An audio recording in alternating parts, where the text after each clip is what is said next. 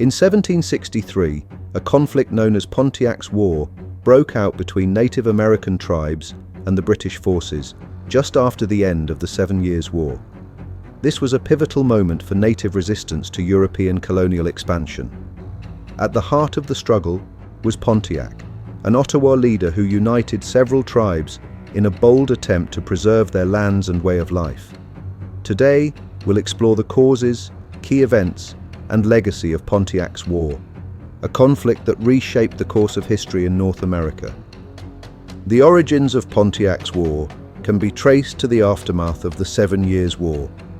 After the British defeated the French, they took control of territories previously held by the French, including important Native American lands.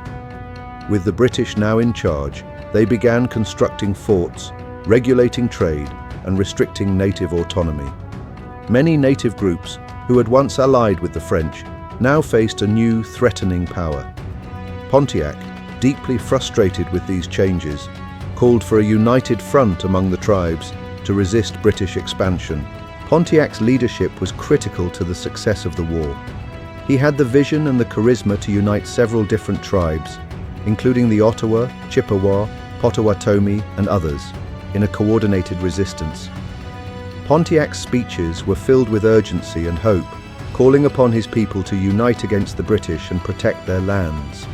Through his efforts, he transformed a local discontent into a widespread uprising. One of the most significant events in Pontiac's War was the siege of Fort Detroit in 1763.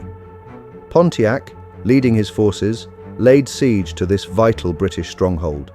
For months, Pontiac's forces surrounded the fort, cutting off supplies and making it nearly impossible for the British to communicate with the outside world.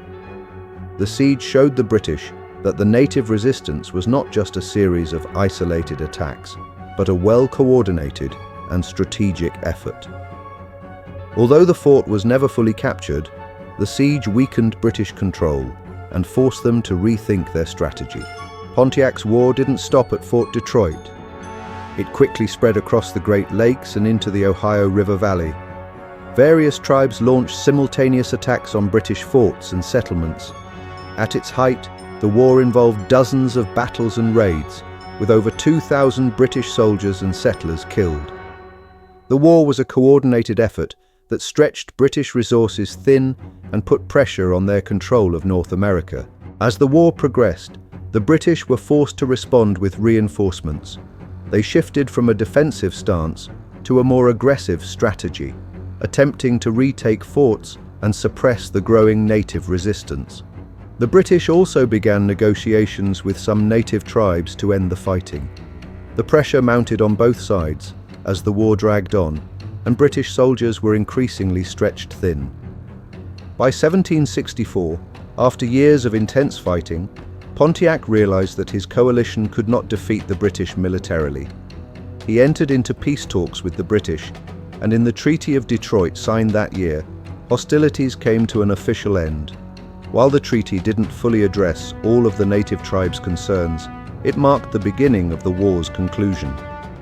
Pontiac's ability to bring his tribes together for negotiations helped de-escalate the violence and lay the foundation for a fragile peace. Though Pontiac's war officially ended, its impact lingered long after the peace talks. The British, recognizing the power of native resistance, issued the Proclamation of 1763, limiting colonial expansion beyond the Appalachian Mountains in an attempt to prevent further conflicts. However, this only fueled resentment among colonists eager for land. For Native Americans, Pontiac's war became a symbol of unity and resistance, but also a reminder of the challenges they faced in preserving their way of life against European colonialism. Pontiac's leadership, though not victorious in the long run, left an indelible mark on the history of Native American resistance and remains a powerful example of leadership in the face of overwhelming odds. What do you think about Pontiac's leadership and the outcome of the war? Let us know your thoughts in the comments below. If you enjoyed this video, don't forget to like and subscribe for more historical content. Thank you for watching.